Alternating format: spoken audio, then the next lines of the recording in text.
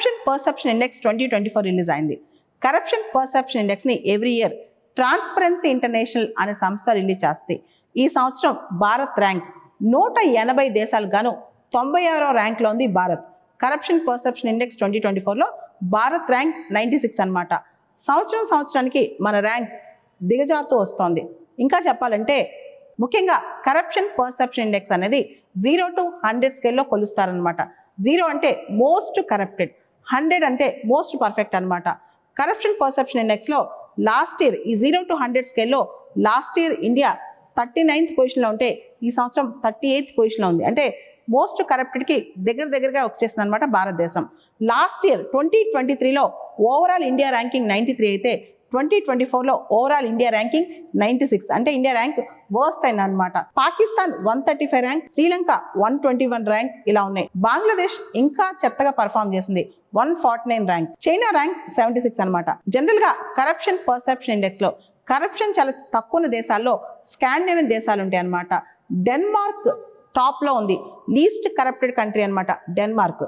తర్వాత మనం చూస్తే డెన్మార్క్ తర్వాత ఫిన్లాండ్ తర్వాత సింగపూర్, ఇవన్నీ లీస్ట్ కరప్టెడ్ కంట్రీస్ అనమాట. ప్రపంచవ్యాప్తంగా కరప్షన్ అనేది చాలా డేంజరస్ థింగ్. కరప్షన్ వల్ల చాలా దేశాల్లో వ్యవస్థలు దిగజారిపోతున్నాయి అనమాట.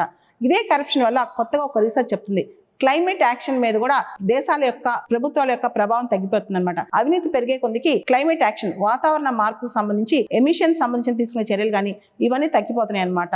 మనం చూస్తే కనుక చాలా దేశాల ప్రపంచంలో అవినీతి వల్ల ప్రజల యొక్క జీవన ప్రమాణాలు తక్కువ ఉంటాం, మానవ హక్కుల ఉల్లంఘన ఇవన్నీ జరుగుతున్నాయి అనమాట. ట్రాన్స్పరెన్సీ ఇంటర్నేషనల్ ఏదైతే కరప్షన్ పర్సెప్షన్ ఇండెక్స్ ఇస్తో ఈ సంస్థ ఇంటర్నేషనల్ ఎన్జిఓ అనమాట. ఇది ఇండివిజువల్ కరప్షన్ కేసెస్, పెద్ద కరప్షన్ కేసెస్ చూడదు, ఓవరాల్ గా సిస్టమిక్ కరప్షన్ గురించి చూస్తా అనమాట. అంటే ఏ దేశంలో ఏ సిస్టమ్ లో ఎంత కరప్షన్ ఉంది అనేది. ఇది ఒక వాలంటరీగా ఇది చాలా ఇన్ఫర్మేషన్ సేకరిస్తుంటుంది. ట్రాన్స్పరెన్సీ ఇంటర్నేషనల్ కింద అన్ని దేశాల్లో అంటే దాదాపు 150 పైన దేశాల్లో నేషనల్ చాప్టర్స్ ఉంటాయి. వీళ్ళు ఆ డేటా కలెక్ట్ చేసి, ఉదాహరణకి బ్యాంకింగ్ రంగంలో ఎలా ఉంది, డిఫెన్స్ రంగంలో ఎలా ఉంది, ఫినాన్స్ రంగంలో ఎలా ఉంది, ఇలా అనేక రంగాల్లో అవినీతి ఎలా ఉంది అని చెప్పి రిపోర్టు తయారు చేసి ట్రాన్స్పరెన్సీ ఇంటర్నేషనల్ సంస్థకు పంపిస్తారనమాట. అప్పుడు ఆ సంస్థ పూర్తి స్థాయి డేటా రిలీజ్ చేస్తుంది.